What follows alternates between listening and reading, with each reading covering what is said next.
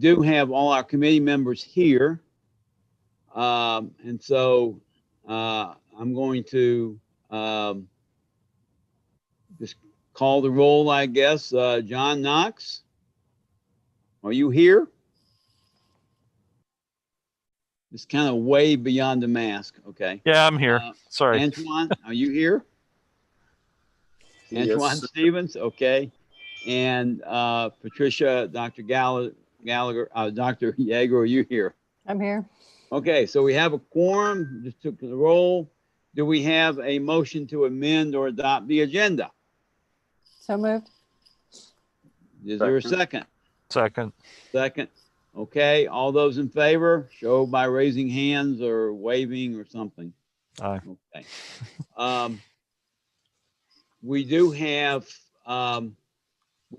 minutes, and these are very, very abbreviated for our regular board meeting. They were a little bit more extensive, but for the sake of the discussion, do we have a motion to approve the minutes as presented in the agenda? So moved. Is there a second? Second. All those in favor? Aye. Okay, so we've approved the minutes. Now we're into new business. Now, what we have is, in terms of the agenda, we are going to be talking about the TAD. 4.1 is the TAD presentation that was provided to us by the county manager, and Kelly, help me out. Who was the other gentleman that was there? Dan McRae is our outside counsel, who's the Okay. kind of most highly regarded TAD attorney in the state. Okay, so we did have that. So that if we have any references in terms of maps of what we're talking about, TADs, then that would be our reference point. I would not suggest, unless there are other committee members. Oh, I'm sorry. Let's introduce ourselves real quickly. I am so sorry. I'm Greg Davis, and I'm District 1, Chair of the Government Relations Committee. I'm just going to go right down the line. Tricia. Hi, I'm Patricia Yeager, District 4, Board of Education. Okay. Mr. Fisher. Dr. Fisher, Chief of Operations. Okay. Mr. Knox. Dr. Knox. Hi, I'm John Knox, District 8, and I'm the Vice Chair of the committee. Okay. Ovita Thornton. Hi, I'm Obita, District 9 Commissioner. Okay. And Dr. Thomas, introduce yourself, please. I am late, but I'm running between meetings. Sir Nona Thomas, Interim Superintendent. Okay. And Dr. Gant. Yes, Lakeisha Gant, District 7. Okay. Dr. Anderson. Sorry, I wasn't sure I would be allowed to speak at this meeting. Yeah, well, we want to hear your voice, because it's going to be heard a lot in a very short period of time. Oh, okay. My apologies. Dr. Mumby Anderson, District 6, member-elect for the Board of Education. Thank you. You're welcome. Byron, introduce yourself, please. Hello, I'm here. I may have poor service. I'm at home on my phone, but Byron Schuneman, Chief Financial Officer for the board. Okay, well, Ms. Gallagher.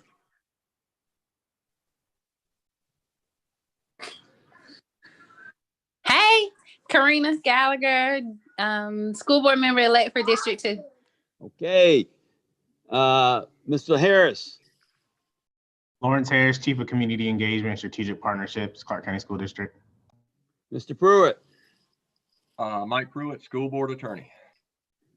Mayor Gertz. Ellie Gertz, Mayor of the Unified Government of Athens, Clark County. Okay, Dr. Deitman. This makes me so nervous. I didn't know when I was getting called on. I'm Kara Dyckman, School Board member for District 5. Okay, Ms. Tillman. I'm Angela Tillman. I work with the Office of Community Engagement. Fantastic. Is there anybody I've left out? Those are all the people I see on my screen. Tim Denson here also. Oh. No worries. Yeah. Athens Clarke County Commissioner, District 5. Yeah. Okay. I think And he left below out Mr. you, Stevens. yes. And below you is Mr. Russell. Russell Edwards, Commissioner, District 7. Okay. Sorry about that. And you forgot Mr. Stevens. Oh, Mr. Stevens. I thought I did Mr. Stevens. I took Hey, roll. I'm Antoine, representative. In what district, Andron? So they can hear you? District 2. District 2. Okay. So we got District 2 well represented, both past and future. Okay. Again, we've got the 4.1 is the TAD proposal that was presented to us exactly 12 days ago. And so we're going to be discussing the proposals. This is not a decision-making body. That is something that the school board will be the decision-making body. We are simply using this opportunity to meet with the commissioners who, many of which were in on the beginning of the planning of these TADs. And many of our school board members, either current or board members elect, who are being asked to support these TADs. And so what I want to start with, and these are some questions that have come up to me by talking to various school board members. And so this will hopefully guide the process. Now, if any of the government relations committee members feel like that we need to alter this or go in a different direction, please let me know. I just wanted to give us some structure based on questions that many of us have had. So, hey, Greg, this is Kelly. Yeah. You know, I have a very brief presentation that probably answers some of the questions that certainly I've gotten. May be helpful just to walk through that very quickly. It takes a slightly deeper dive in one district than I think you had in your prior conversation with Dan McRae and Blaine Williams, and may really sort of set the stage just from a ground level for experientially what will a tax allocation district mean to people and families of Athens Clarke County. So do you need to control the spaceship? Do you need the yeah. If you just enable screen sharing, I'll show you and a I couple don't of know. things. I think Lawrence is in charge. Did you Or get Angela's in charge. Did you get an invite? You should get to share your screen. I did get an invite, yeah.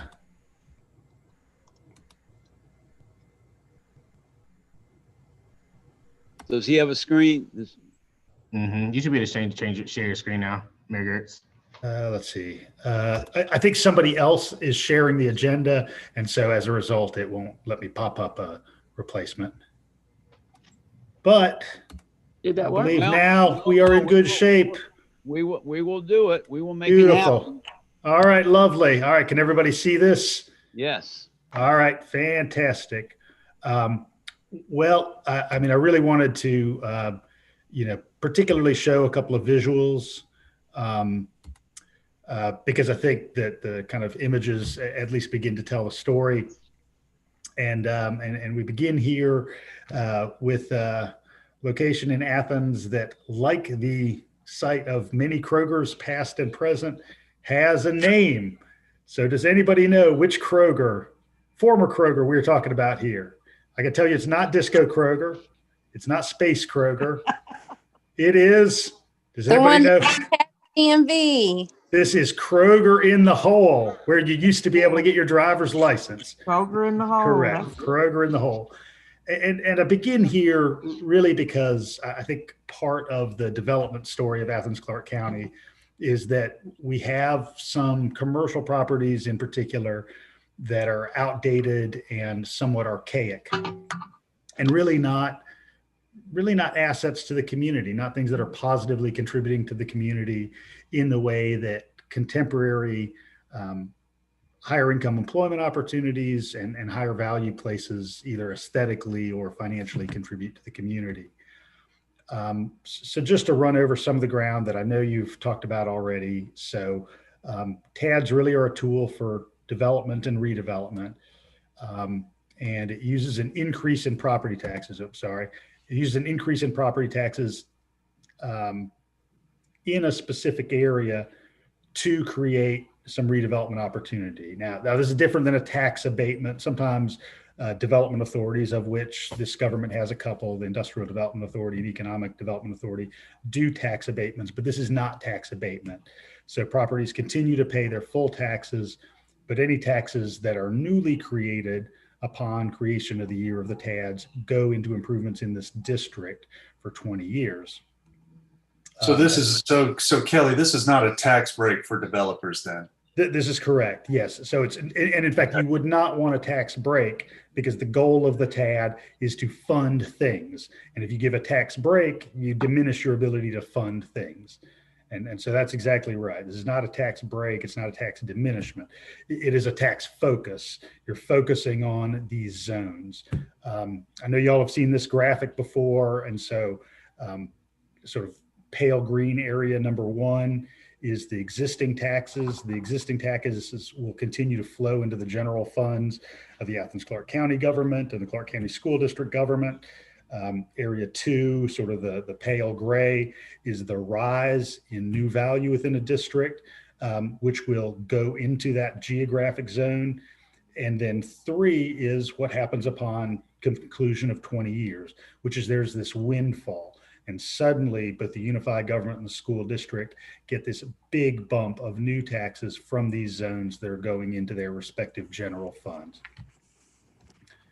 I want to talk a little bit about benefits because the way that Athens-Clarke County is rolling out these TADs is a little bit different than the way that some other communities have. And I want to make that contrast.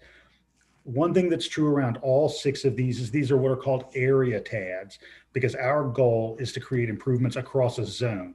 We're not interested in just saying, Greg, you, the wealthy developer, we want to give you some help with your development. What we're wanting to do while we generate more jobs and more revenue is really broaden the benefit. And so you see that in the way these districts are drawn. And so improvement in downtown Athens is going to improve the lot for folks who live in LEB. Improvement right on the loop of Chase Street is going to improve the lot for folks who live up on Newton Bridge Road and Vincent Drive. And I'll show you a little bit about that. And so what we've done in preparing these is explicitly baked into our TAD document 4 goals: youth and school needs, things like daycare facilities and youth development centers, public infrastructure upgrades. This is stuff like improved stormwater management or sidewalks and trails and parks. Economic development and job creation. And again, this is sort of the one of the 4 that's sort of the traditional TAD area. But this also could include incubator spaces. We would like in our River District TAD to create a minority food business incubator in what's called the Kelly Diversified Building on Willow Street near North Avenue. That's an example of one of these. And then mixed income housing.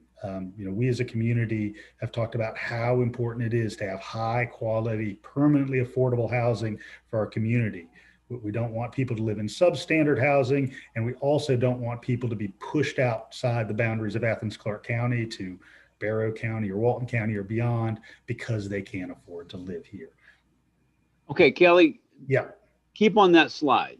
Yeah. How many slides do you have? Because there are a lot of questions that I have been asked by school board members based on this. Okay, well let's start here. We can go ahead and do this. Okay, and then I've just got 10 slides. So and I'm counting. Okay, and most of them are pictures. So okay, and I'm going back and forth here, but there has been some questions raised about, obviously we are. Yes, Dr. Thomas. I didn't say anything. Oh, I thought you did. I'm sorry. I thought you did. No, sir. I'm just but- taking notes. Okay, but we talked about, it talks about youth and school needs, and it lists a number of good things, but there's no specifics. That's right. So there's no specifics about, the parks and that type of thing. So I think that was one of the series of questions is kind of like when we're looking at putting money in, we're looking at how it's transferred directly into, not that this is the only criteria, don't get me wrong, but that, board members want to be able to translate that this is going to have a direct impact on our students. Sure. Or, No, and that's a great question. So let's take an area like the mall, right? So it's an area where we know, we've got really aging infrastructure, something that is not in keeping with what we need today. We do know that there's population growth already happening on the west side of town. I think it was the 2 times ago when we met that we talked a lot about what residential development patterns were like. We know single family homes are being built on Atlanta Highway near Strickland's. We know they're being built kind of behind the former Walmart that's now Athens Church, and they're being built across the street from the Caterpillar plant on Highway 78. So these are folks who, of course, are gonna need some facilities for their young kids. We know we already have a several thousand seat deficit for birth to 3-year-olds in this community. And so TAD funds in a place like the mall, where we've got a growing population size and the broad community need for daycare facilities, this could fund those facilities. And this could say, we take development costs, we take construction costs off the table, and so we get rid of that hindrance and we provide that community benefit.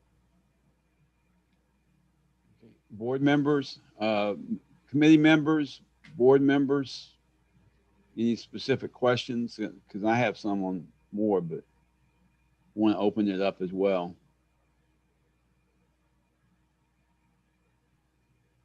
Can we let him finish his presentation and then come back to this slide for discussion? Oh, you rather do that? Kind of. Okay. I would like to see what the rest of it, what he wants to say, and then we can come back to this one. Yeah, and I can walk through it in just probably under 10 minutes. Okay. So one of the things we've done is really focus on those moribund commercial zones, places where we've got vacant property, where things have grown a little rough around the edges. So top left, you see Dairy Pack Road just off Newton Bridge. It's an empty old industrial facility. Top right, you see the former smokestack where the incinerator was down on the river, College Avenue near MLK. Bottom left, you see what used to be a Hardee's. Google still got the logo up there, but the Hardee's has gone away. And bottom right, of course, you've got the entrance to Georgia Square Mall. So again, all commercial properties, we've specifically not drawn in single family neighborhoods because we don't want to create that direct gentrification in those neighborhoods. We don't want that challenge to occur, but we do want these commercial properties that are near residential zones to be magnetic and attractive places, and places where there's new employment. All of Athens TADs are going to be guided by community benefit agreements. And again, this is baked into the plan, language is in the plan.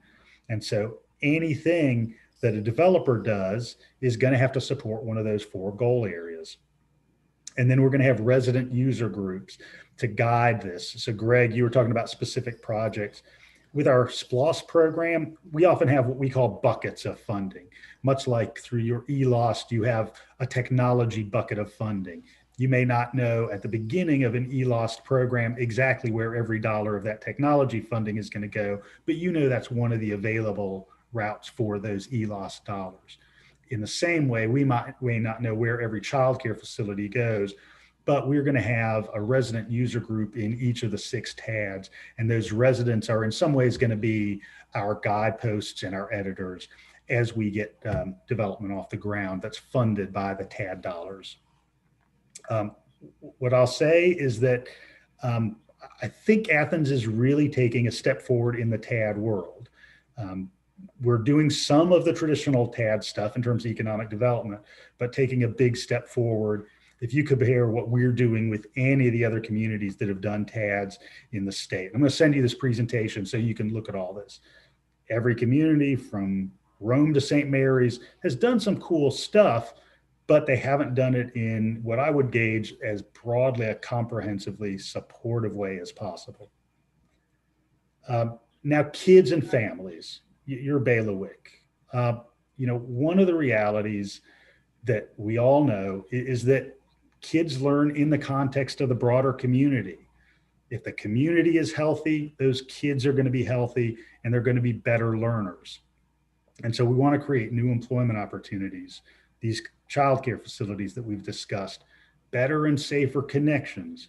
I've said to a zillion people, and I'll say again right now, the kids who in my 20 years of working with middle school and high school youth in Athens that I've always felt the most challenged around are not those kids in poor areas in the urban core where you can at least get to things.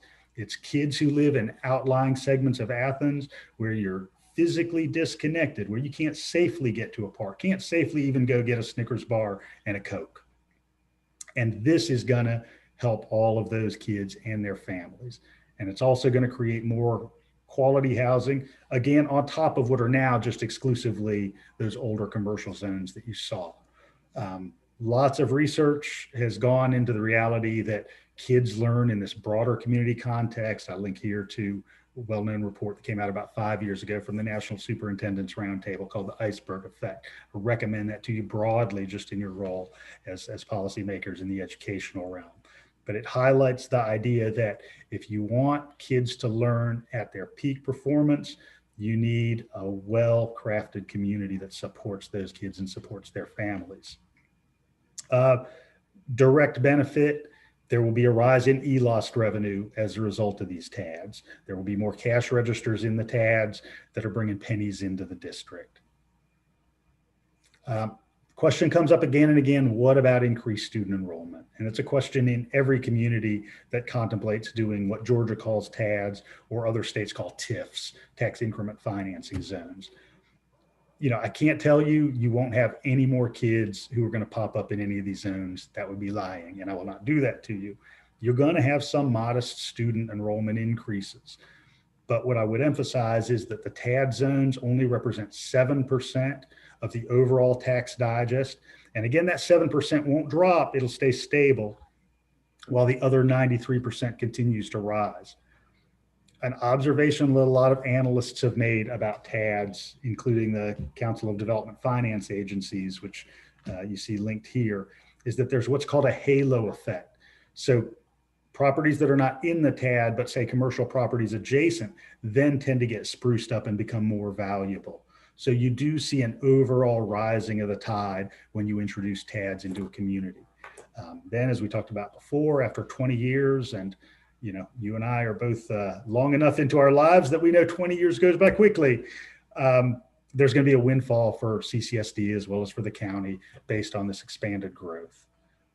And so I would say, we've always got to balance the positive contributions of the TADs against the temporary revenue freeze just within these zones.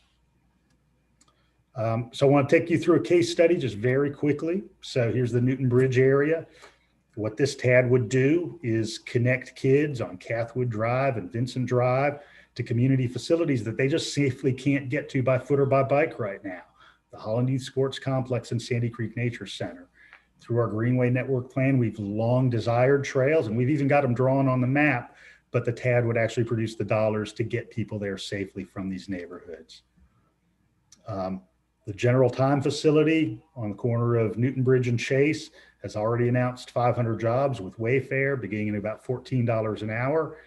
But if that site had some infrastructure upgrades, because they've got 1950s era stormwater rather than 2020 federally required stormwater of today, then they could accommodate lots more employment, which again, that strong employment base is going to mean benefits for our families. Home ownership. Obviously, this is an enormous stabilizing force in families' lives, and this would come into reach for more families. We'd be creating more intergenerational wealth because of the TAD revenue that's directed at writing down the costs of affordable housing and affordable home ownership. And so that takes you quickly through, I mean, some of the benefits that I think you should be aware of around TADs. I can either quit sharing, or if you want to go back to a particular slide, I'd be glad to do that. References?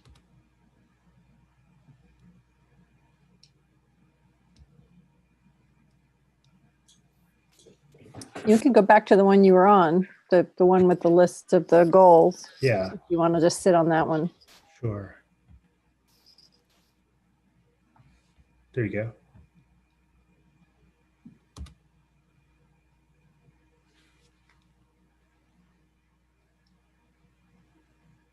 So is there, I'm kind of looking at the some of these questions that have been asked.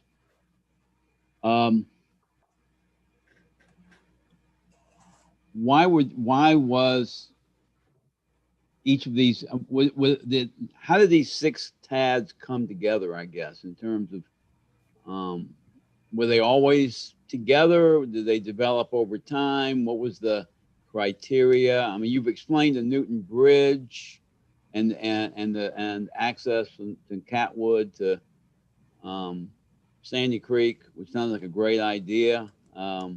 So that's a concrete example of something you maybe wanted to achieve. So we knew that all of these were underperforming commercial areas. Again, places that had just grown rough around the edges because they were developed, 50 or 70 years ago, and were unlikely to be redeveloped without some assistance.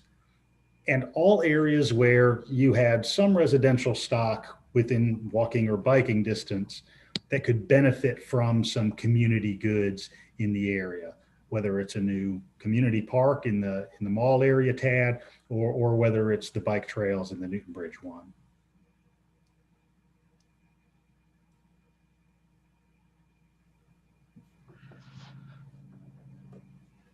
And Greg, can I just speak to, I think, some of the other questions that I've seen, and also I see Karina's question that she posted in the chat. Right. Sure. I mean, Karina, I think, is asking, like, yeah, a lot of the big questions, I think, that around this, and the so like on the how much input was CCSD allowed to put into the future projects.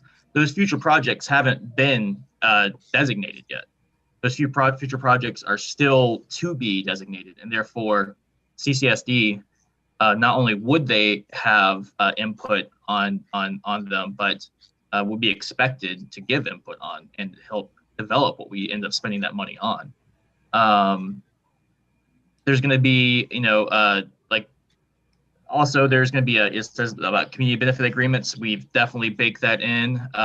Commissioner Thornton was one of the big people who kind of pushed that through to ensure that we had community benefit agreements in place for every one of these TADs, so that we will have stakeholders, specifically residents who live in those communities, leaders of those specific communities, making decisions about what kind of infrastructure they want built there with this TAD money and what will be done.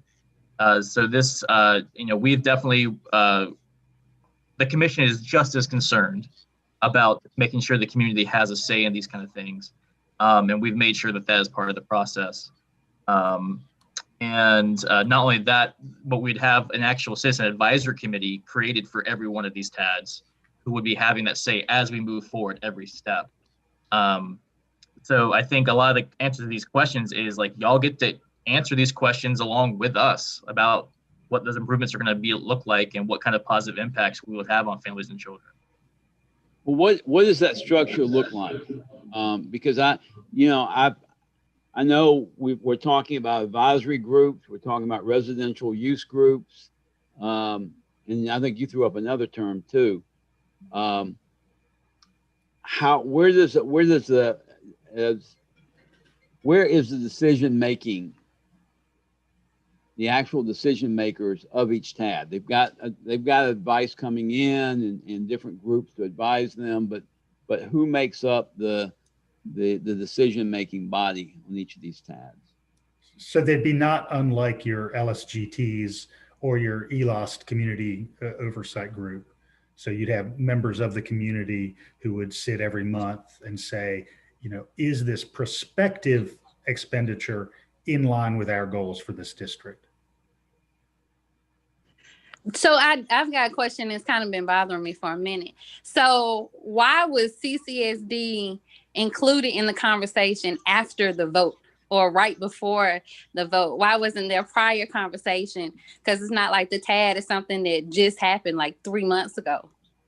Sure. So this is at least the third presentation that's been provided from the unified government to CCSD. There's one last summer or autumn 2019, one earlier this year, and then several conversations between both administrators and school board members. And once again, this, if you contrast this route with what you may have seen in Gainesville or Rome or St. Mary's or Atlanta, this has been a much more youth and school focused model than those prior ones that I just mentioned. So will student input be given since they're the ones that have to grow up here? I don't see any reason why you couldn't have a student on each one of those community advisory boards. I just want to chime in a minute because we got another meeting coming up. This is Avita. I brought this up in the commission meeting more than one time on different issues. It's really important that we involve these young people and even create these spaces or a youth user group on all of our work. So I think that should, if that is an agreement, we should be able to commit to that as a local government. My last thing, and not to put nobody on the spot or to embarrass nobody or belittle anybody or take for granted, I do know from the people that I've talked to, there is an issue of trust on this project, on TAD's period, trust. And I don't think people will say that outwardly, but in private conversations. And Kelly, I know we've had several discussions as commissioners, but I really would strongly recommend that the board bring in some outside folk that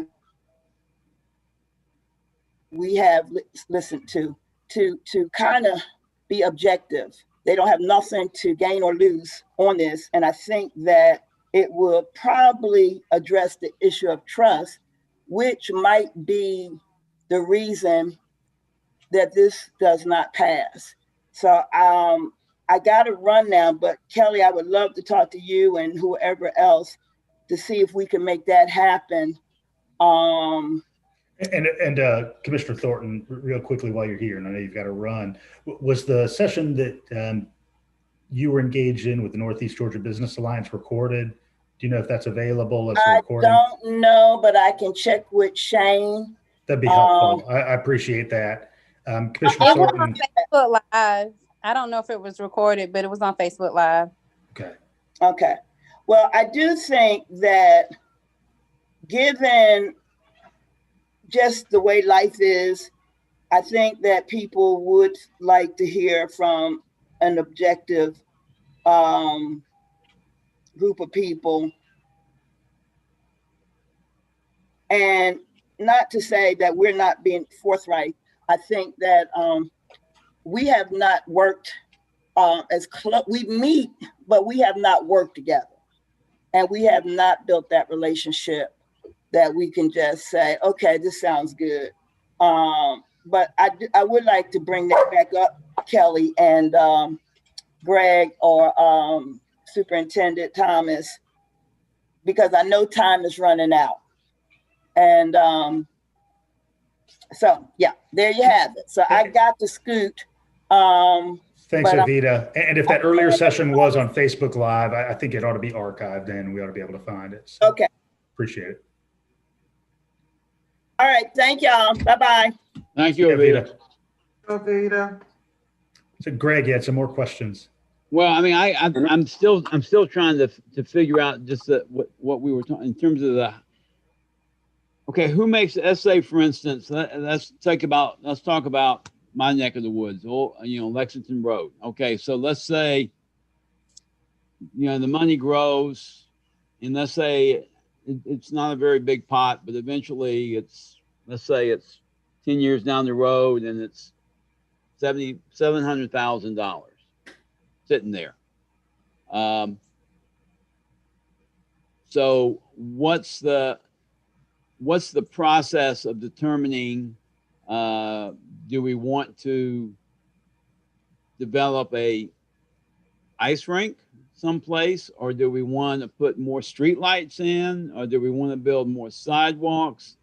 I'm just trying to figure out. So you've got this advisory group that you've put together, which will include school board members, community people, businesses, but then they would make suggestions, which would in turn go to the commission to make the final decision. Is that? Yeah, it will be an iterative process. I mean, certainly in just about every zone of town, we've already got some of these kind of infrastructure benefits in mind. So you mentioned Lexington.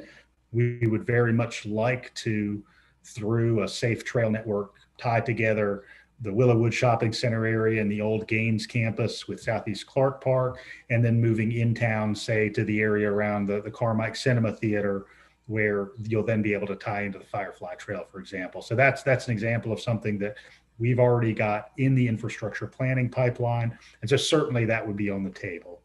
But in terms of actually having a vote, and again, the vote would come from commissioners. The vote would not come from a committee made up of commissioners and school board members, for instance. Right? So yeah, the committee would be a recommending body, sort of just like your ELOS group or again, like our SPLOST citizen committees. Okay. Other questions? Other committee members or board members? Kara? Yeah, I was just starting to type it, but I can say it out loud. I see the benefit of the TADs for the community and how the projects mentioned could benefit our students and families. And obviously that would then have an impact on how ready they are for school and how they do once they enter the school system.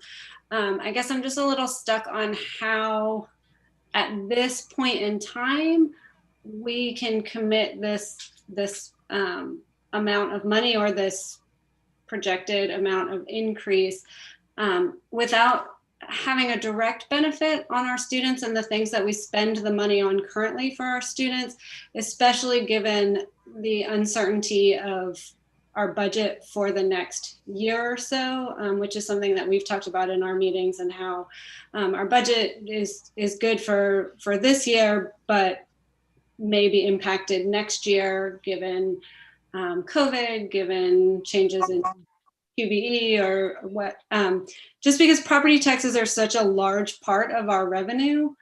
So that's the part that I'm a little stuck on. And again, that's a decision you'll have to make kind of based on kind of the benefit matrix. And certainly you've got a continuum of opportunity. You could say, well, we would like to contribute our increment to a couple of these and see how those go, and then reassess and later decide, hey, we could contribute our increment to all of them or more of them. Is there, go ahead, I'm sorry. Well, I was just gonna ask, so if we contributed to some, but they all went through, we could decide later to contribute? That's correct.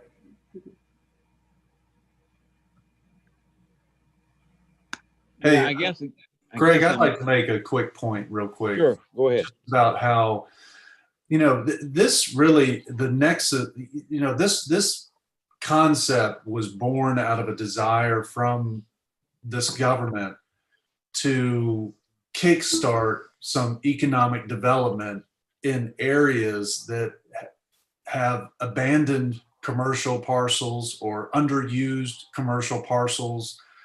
You know, I'm thinking going up North Avenue, the old Piggly Wiggly that's turned into like a U-Haul distribution center, you know, these areas that currently are on this trajectory where they're being underutilized and we're not collecting too much property tax from it anyway. Some of these assessments have been going down once tenants leave these commercial properties. So this program is meant to show developers and investors, and local or foreign, that the government has made a commitment to devote an increment of property tax where they may develop and invest their money towards improvements in that area.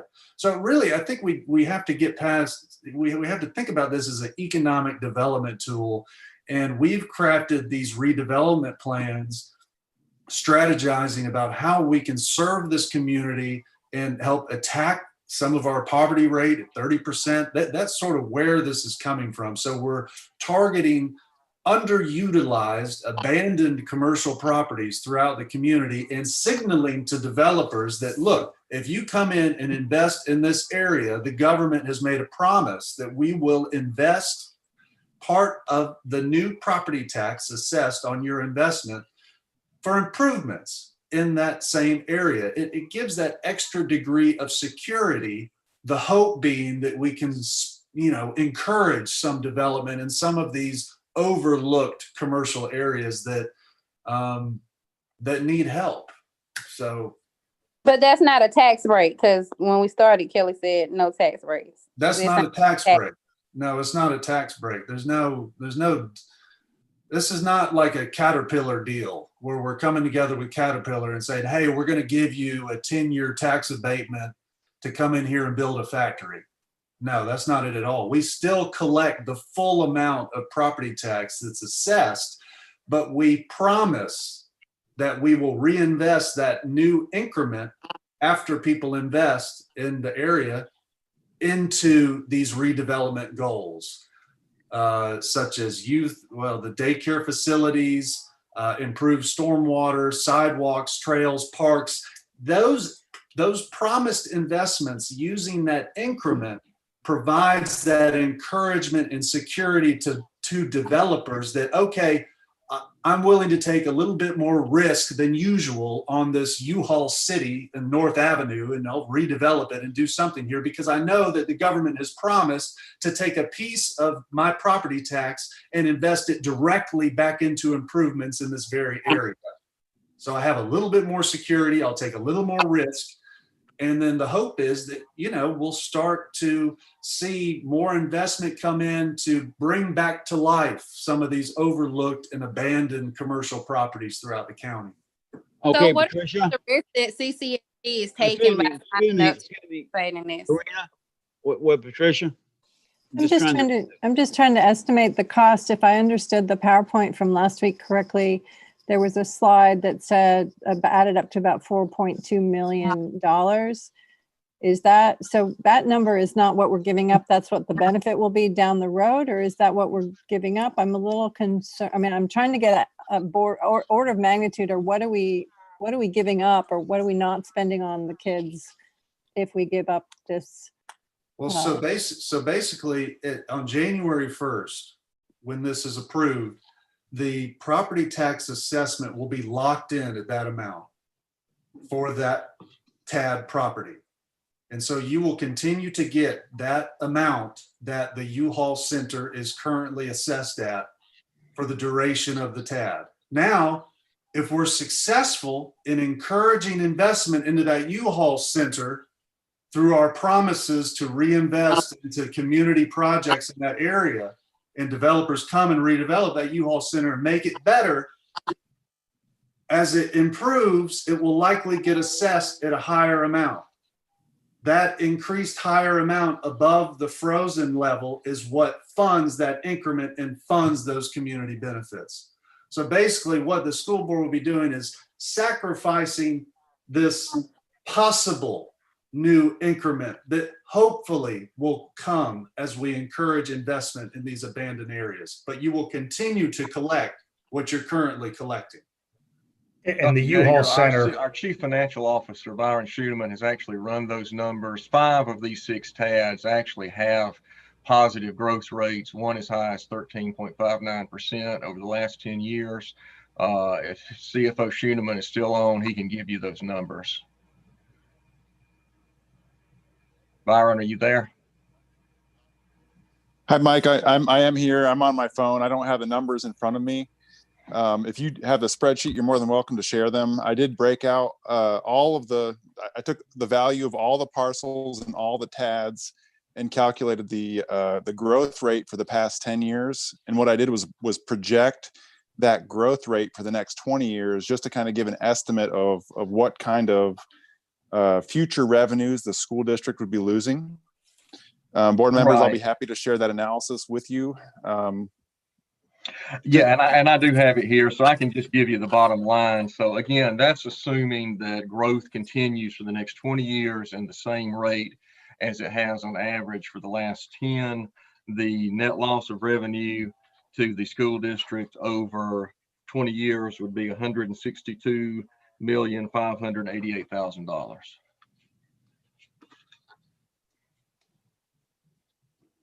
I guess I would just like to see that worked out on a paper, but I hear you. Okay, I want to make sure that, because again, time is running out. Any committee members, Patricia, you have any more questions? John, you have a question? Yeah. Okay. Yeah, I would love to see Byron's work, not just the final numbers. I think that would be highly useful, because those numbers were kind of my question from the beginning. And just so we're sure that we understand what we're giving up, but also what we could get back, so that it's a fair comparison. So both the give up and the get. One thing I'd like to point out about the SPLOST revenue. One thing I'd like to point out about the SPLOST revenue is, while I see, if there is growth, if there's economic growth, our potential to receive additional SPLOST dollars, I agree. My concern, though, is that the SPLOST dollars doesn't go towards your annual operating budget. That's used for capital projects. And so my fear is just that there'll be a growing gap in our operating budget due to foregone property tax revenue.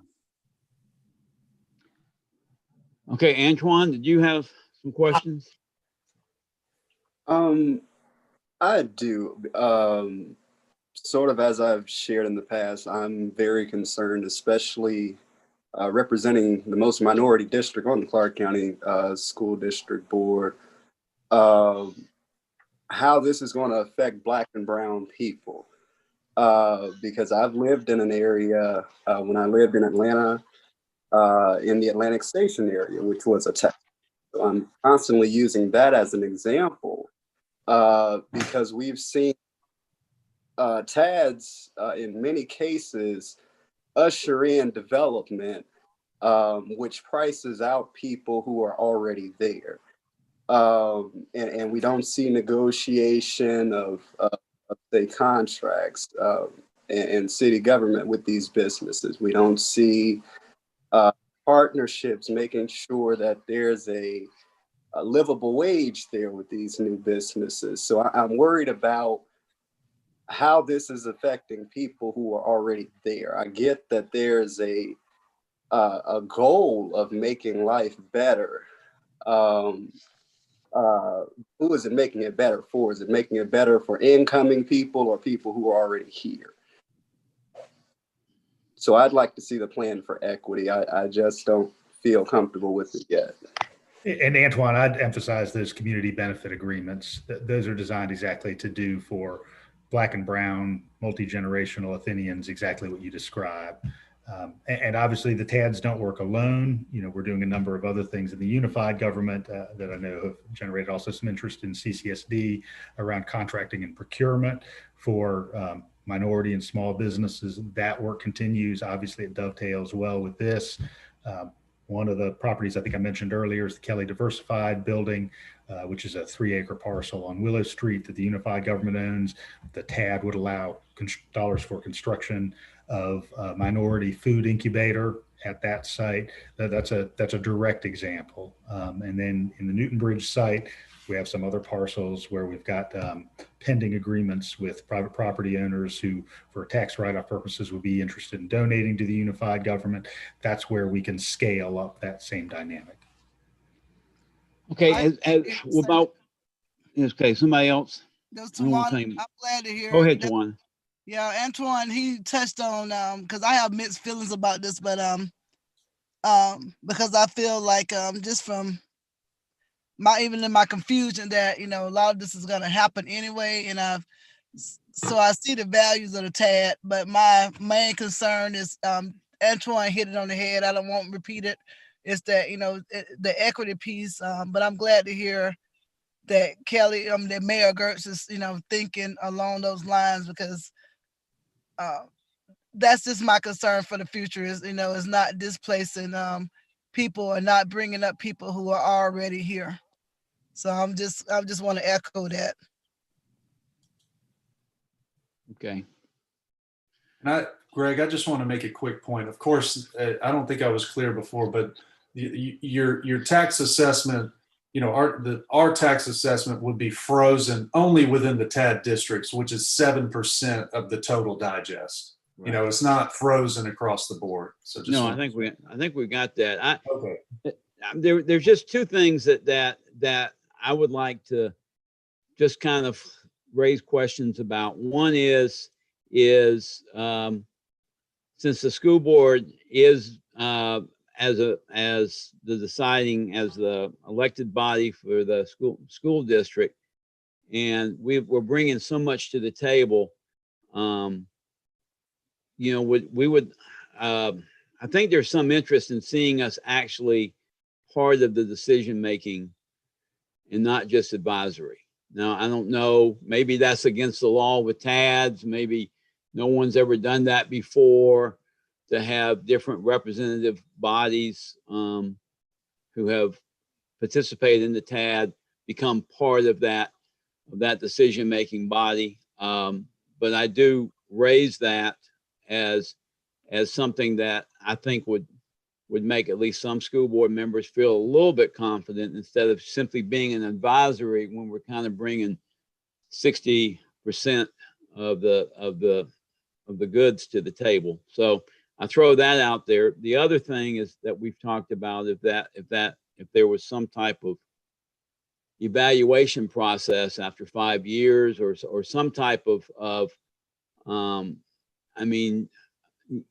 every one of us will not be in office 20 years from now, undoubtedly, or at least in the positions that we're doing. So, if there was some type of evaluation process on the part of the school board, because what's pointed out is that, property taxes are the only way we raise money. And of course, the county government has other ways but ours is QBE coming from the state. And we know what that's like now, and then also property taxes. So, I think if those two items could be thought about, because 20 years is a long commitment, and for the school system to only be in a role for 20 years, putting this much in, that Byron and Mike are talking about, is to me a big lift. Other board members? Someone else? Mr. Davis, this is Byron. May I have permission just to speak for a moment? Yes, please. Okay. You're touching on property tax revenues kind of being the primary source of the general fund revenues for the school district. And one point that I just want to make sure that all of the board members are aware, our millage rate for the school district is at 20 mills, and that is the maximum allowed by the state. So if we did approve some of these TADs, as we get into them, each year, incrementally, there's more and more revenue that's foregone and diverted from the school district to pay to go into these projects. So just wanted to make you aware, we don't have the capability to raise any more revenue if we needed to for our ongoing operations. 20 mils is the maximum. So any approval of these tasks is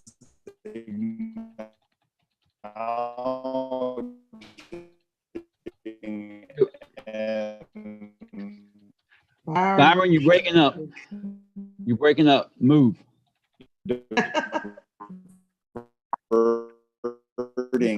From our school district to benefit the students to go. That was understood. Yeah. I'm sorry.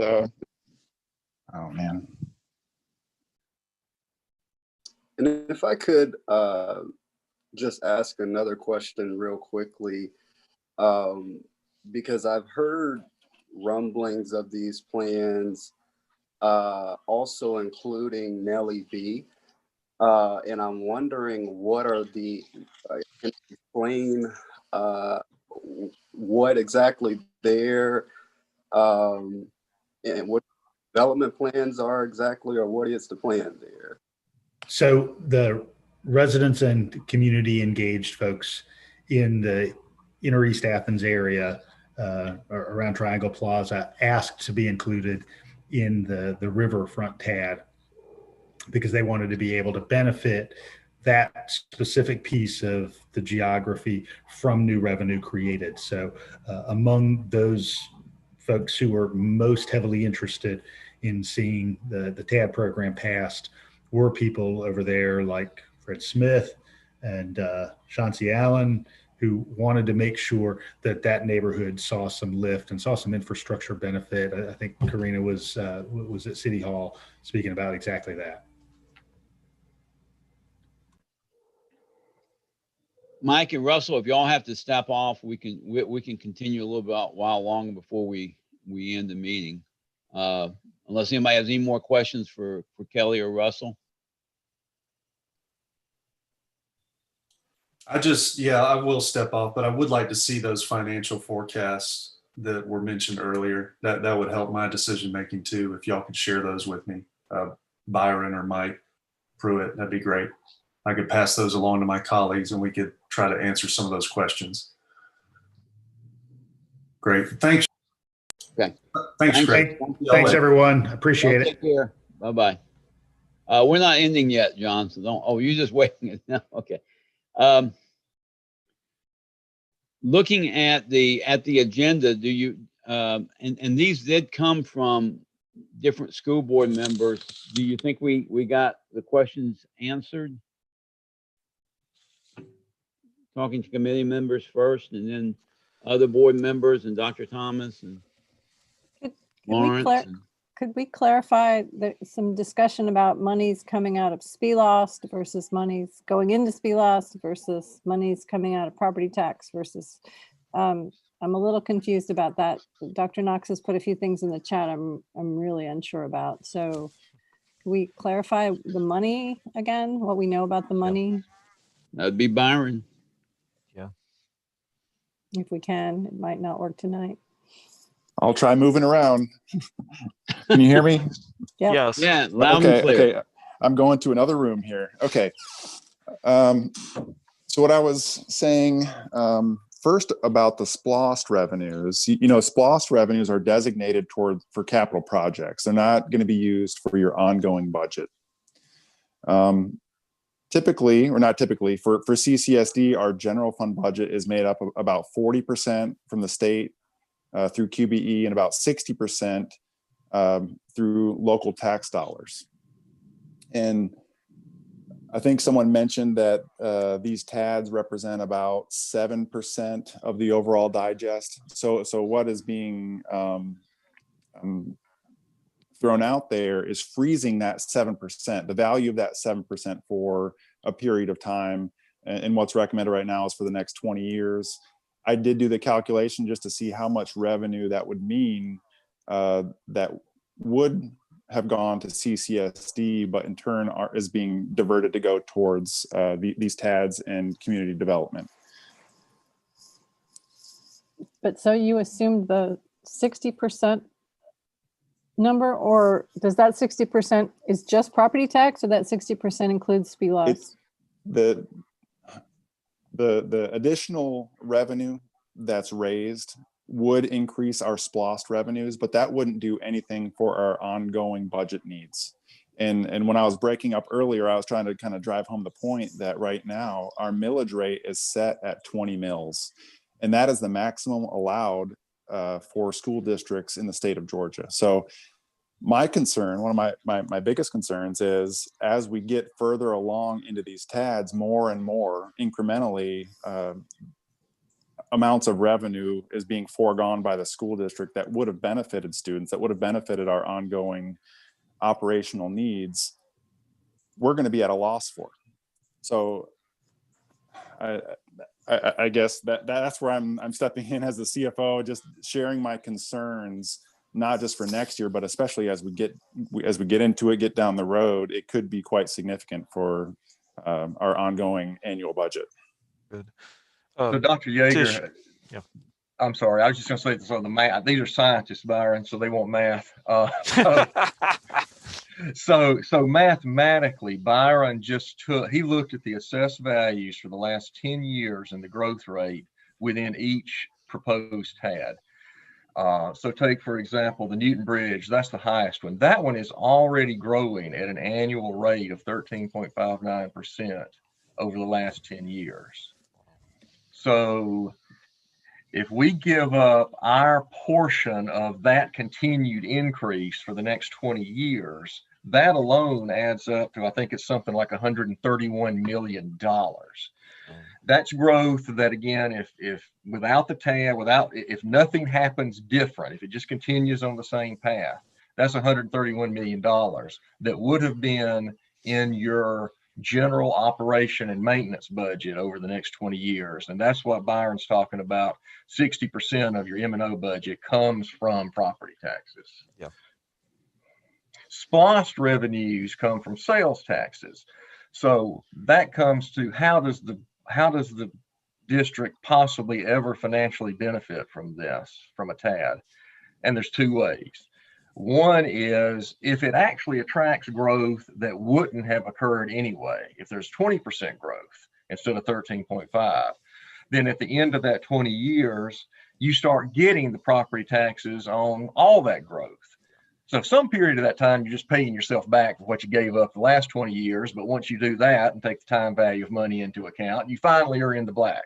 The other way you could possibly get economic benefit is if there's a convenience store built there that wouldn't have been built but for the TAD, then every time they sell a candy bar, you get a penny per dollar for your SPLOST, and that's an immediate benefit.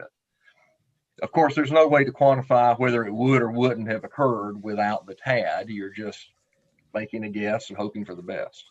He also mentioned the halo effect of the area around the new development increasing in value as well. So that would not be part of the 7% we gave up. That would actually be increases that wouldn't have occurred otherwise. Then it goes, which also goes back to your equity and gentrification issue.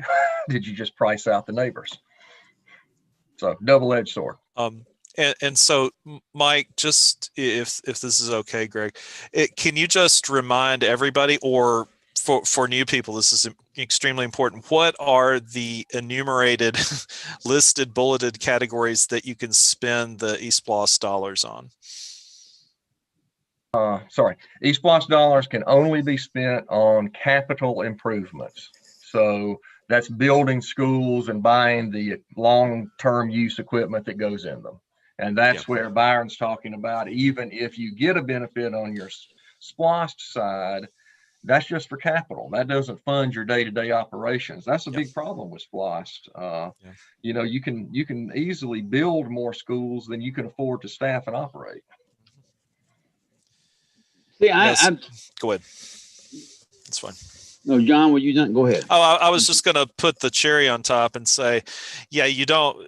I guess that what Byron is thinking about, and I'll put a sharp point on it, is that we could just keep rebuilding our schools. We could have the fanciest schools in the state of Georgia, but we wouldn't have the money to pay the salaries for potentially for some of the people in it. That's kind of the nightmare scenario. Okay.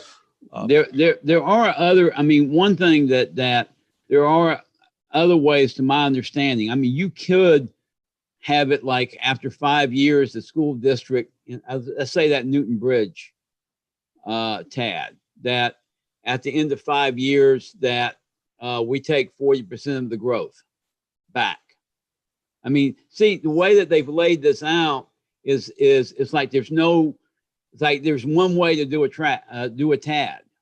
It's like there's only one way to have a decision-making body make these decisions. And there's nothing in there that says that after 5 years, we can't reevaluate our position with the TADs and say, well, we're staying this one, but we'll withdraw from that one if it's part of the original agreement. So what we've been offered so far is 6 TADs, not 5, but 6 TADs, 20 years, and at best we are in an advisory role. We don't have to, we can go into negotiations as a board if that's what we decide to do, and say we expect more safeguards, we expect more input in. I mean, there are things that I mean, one thing that comes to mind, and I'm not saying it's part of the TAD, but did you know that if we had the ability to build from Pine Woods a pathway to Coral Middle School, I think it's Coral Middle School. No, J.J. Harris. Isn't J.J. Harris? Isn't that where that pathway is? We had considered that. That's correct. We had talked about that some years back of building a pathway from Pine Woods to JJ, especially when we were having some problems with families not having driver's license. That was a conversation that was held. So that's the kind of thing, and I love what he said about Newton Bridge and the Catwood folks being able to get to the nature center. I mean, there's some, but the thing is, if we're not in on the decision making, then 10 years from now, the county commission could sit down and say, well, we need to have super duper street lights. That's our big goal, is that street light. We want street lights every 20 feet apart. And so we're not part of that decision-making process to be asking questions like Antoine was saying, well, what about the equity issue? Or what Kara was saying in terms of, well, how is this going to impact low-income housing nearby,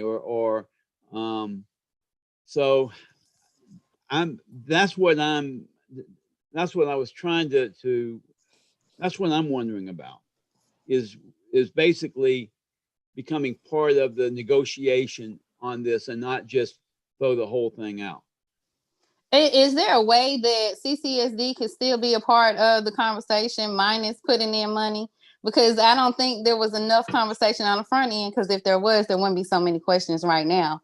But okay, if there's a way to get in and say, okay, so let us learn as you go, you spend your money, you figure out how you're going to get some of this stuff done. And then if we like it in 5 years, we'll jump on. But here's the thing. We're the elephant in the room in terms of what's bringing to the table. You know, right. So we have the power. We need to use it and not settle for, okay, well, we just going to accept this one little seat at the table. So maybe we get some input, and then maybe you listen to us. We don't have any seat at the table. No. That's why we go ahead and take it. Yeah. So we need an advisory. Antoine? How our thing goes towards something that we have no control over. That's what I can't get over. We can negotiate control. Yeah. Minus money. No, I mean, you put something in the pot. Yeah. Okay. Can we vote to join one or two of them? Yes. and then see how it goes, and we can join the others later? Yes. I still think there needs to be more discussion in terms of even how we do that, in terms of having not being just an advisory board, but having a seat at the table when the decision is made, actually having 2 votes in each TAD, for instance, that we accept. And I think our options are pretty broad. This reminds me of some things Mike told us a while back, but probably are again worth repeating, that we've got lots of options here, and that if I'm not mistaken, Mike, you said that in other counties and so forth, there's a real negotiation process, and kind of everything would be on the table as opposed to the done deal approach, which is closer to what we've got here. That's exactly right. And to Russell Edwards' point, we have engaged outside help. And when I found out that this meeting was going to happen, we made sure that Greg was involved in a little Zoom we had with staff last week and our bond counsel who's done TADs before. And he suggested even some more things. So Greg has absorbed that really well. And what he's talking about are some of the things that were suggested by our outside bond counsel. And one of the options is on the table. I'm not recommending it necessarily. I'm just saying, what are the options? One of the options is that we're being told we have to make this decision because the deadline is the end of the year, but that's not the only deadline either, right? That's just for this window. There's correct. That's just to set the tax base, and that's one of the things we talked about in that meeting last Friday. That it might be pressing if there were a developer already interested, but that would go away if we didn't do this by December 31st. But that is not the case. So there's this time pressure is a little illusory. Okay.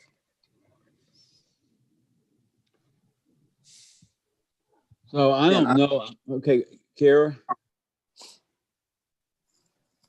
Oh, I thought you had something. Oh, that was me. Oh, go ahead, then.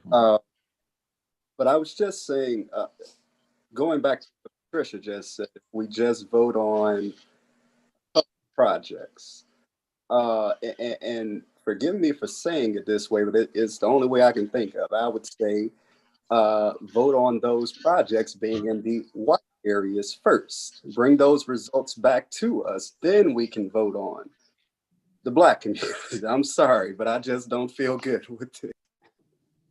Let me turn that light.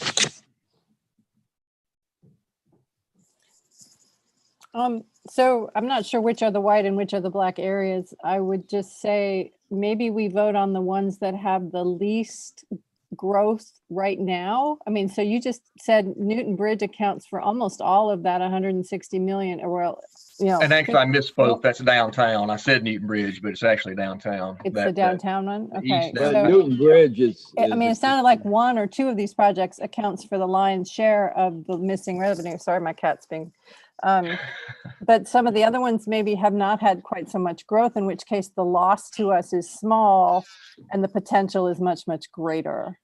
So one way I was thinking, based on our conversation last week, and this was one of the suggestions we talked about, is the mall area actually has negative growth. Yeah, so that's perfect for TADs because exactly there's no loss and there's only benefit, and God, the mall needs help for sure. So right. So going back to Karina's point, that would be a place that you could, so we would typically do this not by just a resolution that says you can have it for 20 years, but by an intergovernmental agreement so we would do, potentially an example, that one TAD in the mall area, that we'd have an intergovernmental agreement that gives you X number of board members on the decision-making body, and that has a 5-year checkpoint that if no new development has occurred in 5 years, then it's over and we're out.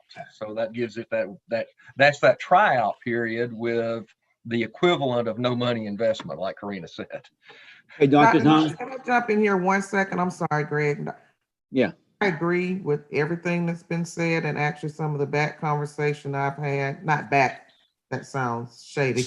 The conversations we had with Mike the other day, and Byron didn't know if he would be able to log on.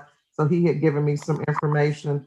I really like the idea of not voting on all of them, but I do want to, and all of you are smarter than I am. So I want us to pause for one moment and ask ourselves if, because of the number of board members we've had on this conversation and the depth of details we're getting into about our feelings, is this kind of crossing over into some of what we discussed with Cognia in terms of a committee meeting where we're kind of not making some decisions, but we are maybe getting close to the line on making some decisions if we aren't careful. I just want to put that. So I think that's true. I've thought of that, and I think Dr. Maddox made one very small comment that just supported Mr. Stevens. I mean, right now it's the four of us committee members that are mostly doing all the talking, and we've lost Dr. Gant and we've lost Dr. Dykman. So at the moment it's the four of us. Ms. Gallagher is our guest. She's not a board member. Long as we're good, so then I don't know. I defer to Mike on the ruling, but and also Dr. Maddox is here too. But she's being very quiet. Yeah, but I do think, we're not making any decisions at all. But I think we need to, at least as we close out, we need to kind of advise. A committee is supposed to advise the entire board what type of timetable. When are we going to have this discussion? When are we going to suggest to to the board president and vice president when do we do it as a board? And it has to be, it cannot be an executive session, right, Mike? Because it's all up front. That's correct. That's correct. I also agree with your assessment. That's the decision the committee's making. How do you gather information, and then at what point do you take it to the full board? So apparently we're going to take this to the full board for discussion, but we're each going to be walking away with our own take on the discussion. Yeah. So again, my question: what are the options? So which existing meeting could we bring this to the board, so we don't add more meetings to our plate? Probably December. Yeah, I think the only time I'm post Cognia. I'm not sure that we can get away with just two meetings, and one meeting in December. So I'm not so sure that we don't need a work session and a regular meeting. And maybe this will be the topic of the work meeting, but I'm not the president or the vice president, so I don't know. Okay. But before we get too far past, I know Mr. Stevens was trying to say something and other people were talking. So I want to defer to Mr. Stevens if he has anything that he was saying a minute ago.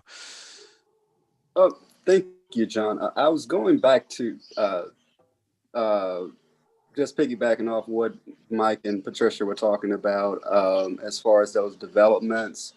What I was referring to is areas like the mall where you mentioned there, which are mostly white areas, and also like the Kroger on Atlanta Highway, West Broad Street. Those are mostly white areas. So those are the areas I was referring to. If we're going to talk about our goals for equity, I would look at those areas first before we bring areas like Nellie B into the conversation. Just because of the issues with gentrification, or why does leaving them out of the investment, why is that equitable? Gentrification is a big part of that, yes. Okay, all right, all right. I see. Okay, so Greg, back to kind of where we're at with the committee.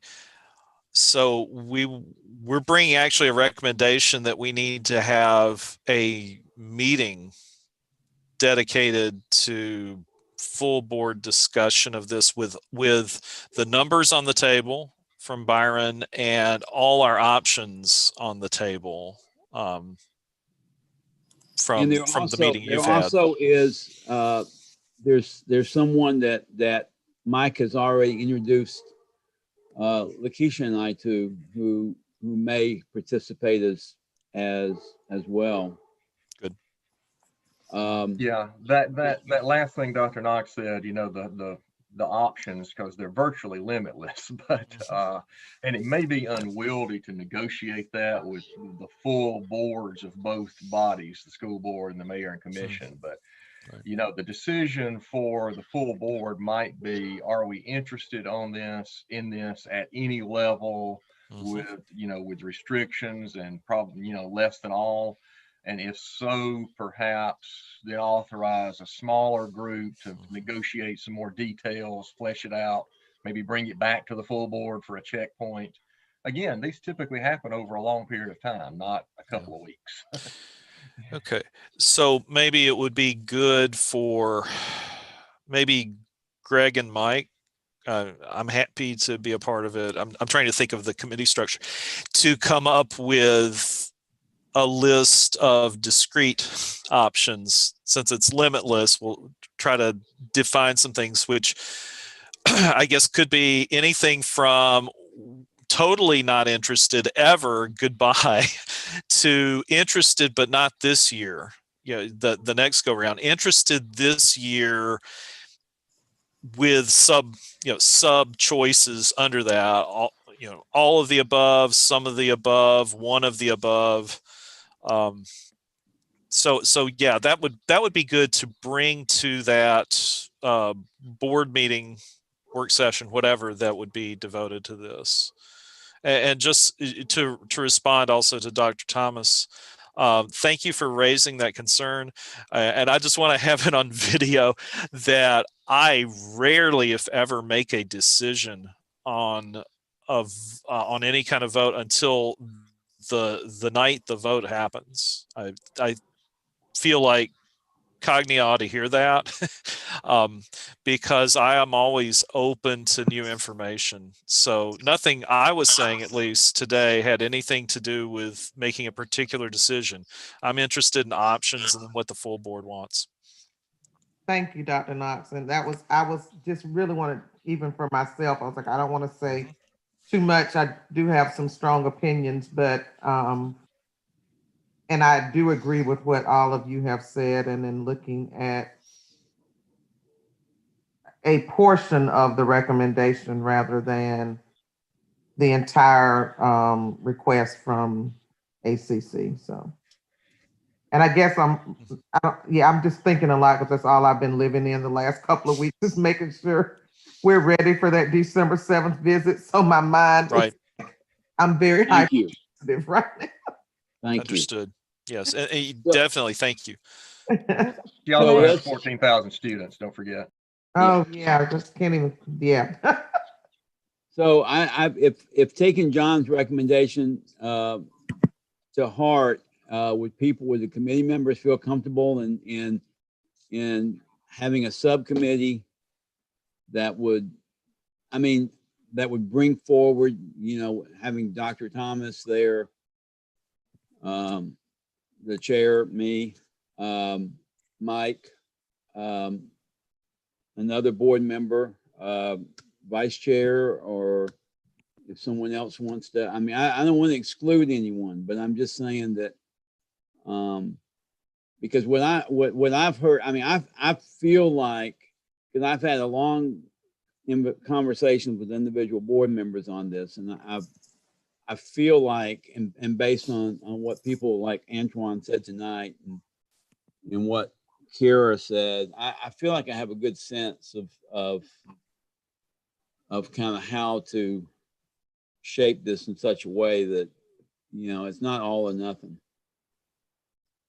What I might recommend, if it's okay, is if we could have a subcommittee of this committee that would include Mr. Stevens. Okay. I feel like that would provide additional transparency and because he has particular interest in this, I want those to be heard and part of the options that are on the table. Mike, what can we do in terms of this would be a public meeting if there were two board members there, or what's the? Yes, if this board actually vote, I mean, this committee actually votes to create a subcommittee, but I think we could avoid that. I mean, you seem to digest a lot of what we talked about last week really well, Greg. So, I mean, maybe just you know, the same group that met last week with the addition of Mr. Stevens could talk again, you know, in the next few days and start crafting something like John's talking about to bring back. Okay. Antoine, are you game? You know what you stepped into? Huh? Yes, sir. Okay. Okay. Are people comfortable with that?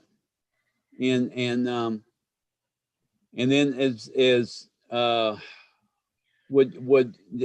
could we share the results of that through email? I mean, it'd be a public document if need be, but kind of share the results, kind of like a committee report.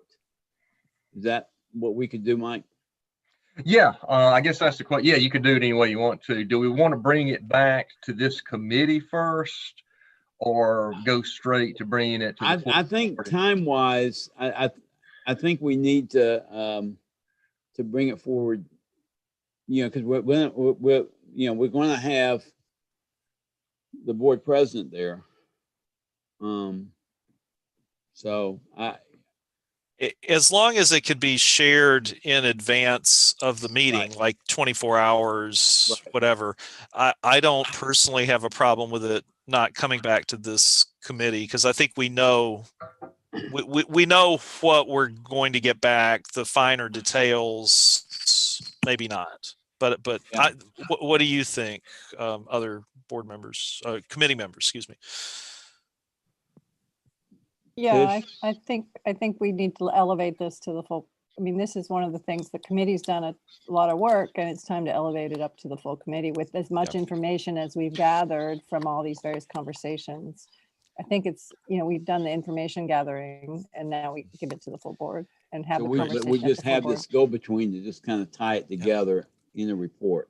And then back to Dr. Thomas's comment, if it came back with all the different recommendations with some detail to all of that and came back to this committee, we would be even closer to the line of making decisions before a full board meeting. So let's just don't do that.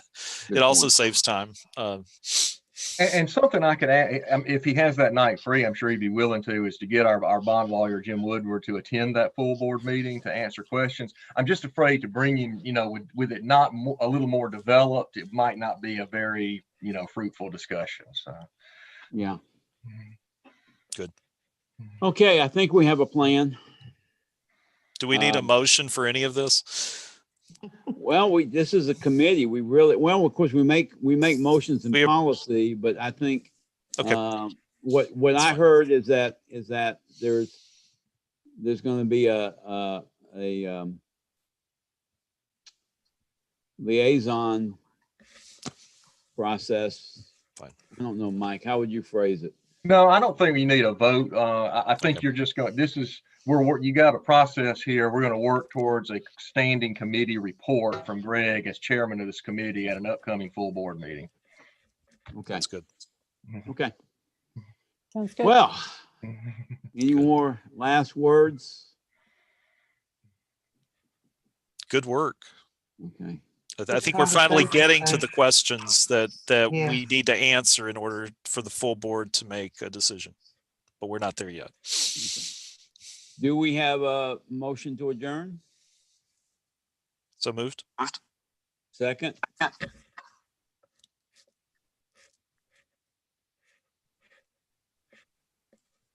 We don't have a second. Oh, Antoine just seconded. Oh, did you? Yes, he did. Boy, he talks without moving his lips. That's good. Question before we vote. Did Dr. Thomas have one more thing to say? No, I'm good. I'm good. I was just saying this was really good conversation that just helped give me more clarity. This was very helpful. Good. All right. Okay. All those in favor of adjourning then, okay. Say bye. Be safe. Bye-bye.